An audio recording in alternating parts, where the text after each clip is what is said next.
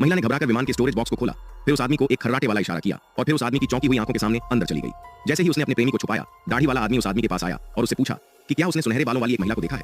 आदमी को एहसास हुआ कि कुछ गड़बड़ है और उसने अपना सिर हिलाकर संकेत दिया कि उसने कुछ नहीं देखा। यह सुनने के बाद दाढ़ी वाले आदमी के पास विमान के हर कोने को खोजने के अलावा कोई विकल्प नहीं था। हालांकि जिस व्यक्ति को बुरा अनुभव हुआ था, उसने अपना सूटकेस उठाकर स्टोरेज बॉक्स में रख दिया और महिला से उसमें छिपने को कहा। जैसे ही उसने सूटकेस रखा, हू जिगे ने उसे देख लिया। उस व्यक्ति की सहमति प्राप्त करने के बाद हू जिगे ने स्टोरेज बॉक्स खोला, लेकिन उसे सूटकेस में छिपी महिला नहीं मिली।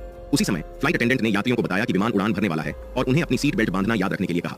यह देखकर हू जिगे को अस्थायी रूप से बैठना पड़ा और वह उस व्यक्ति के बगल में बैठ गया। यह देखकर उस व्यक्ति को डर था कि महिला का दम घुट जाएगा। वह कपड़ों को स्टोरेज बॉक्स में रखने का नाटक करते हुए उसने वास्तव में महिला के सूटकेस को खोल दिया ताकि उसे सांस लेने का मौका मिले और उससे कहा कि वह उसे जल्द से जल्द बचाने का कोई रास्ता खोज लेगी।